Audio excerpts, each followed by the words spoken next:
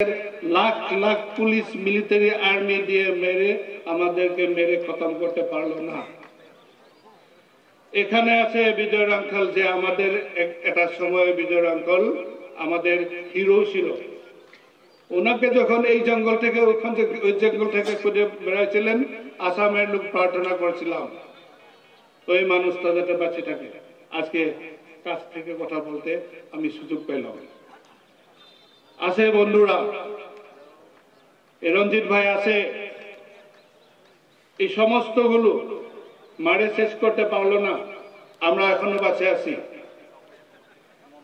আমাদের যেটা রাইট, আমাদের যেটা অধিকার, এই অধিকারটা আমাদেরকে এই নিজের জন্মভূমিতে ভোগ করার জন্য এটা লাগে, এটাই আমার অধিকার।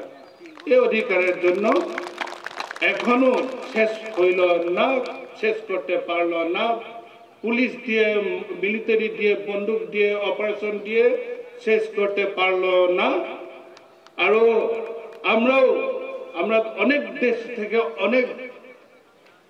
অনেক জাহাজকে জাহাজ বন্দুক এনেছিলাম, আমরাও শেষ করতে খতম করতে পারলাম না। মানে মিলিটারিলি না, পলিটিক্যাল সলিউশনের প্রয়োজন আছে।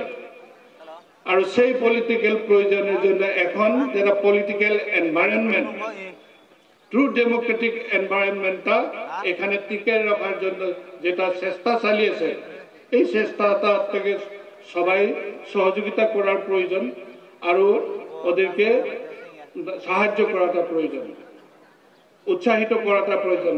কোনো কারণে যদি ওদেরকে আবার হতাশ করার মতো পরিবেশ বা এমন ব্যবহার করে, এটা ত্রিপুরার জনজীবনের জন্য ক্ষতি আছে, সেটা আমি অতি আন্তরিকভাবে আপনাকে বলে যাচ্ছি। এই আপনাদের সম্মান আর অধিকার প্রতিষ্ঠার জন্য এই যেটা ডেমোক্রেটিক যেটা এনভায়রনমেন্ট, এই এনভায়রনমেন্টটা প্রতিষ্ঠা করার জন্য যা কিছু আমার থেকে করার প্রয়োজন থাকে, সেটা করার জন্য আমি প্রস্তুত আছি, সব সময় এটা করে যাব। আর সেই জন্য এটা সামনের থেকে আসিয়ে এই বলে দেওয়ার জন্য আজকে আরো একবার আসলাম।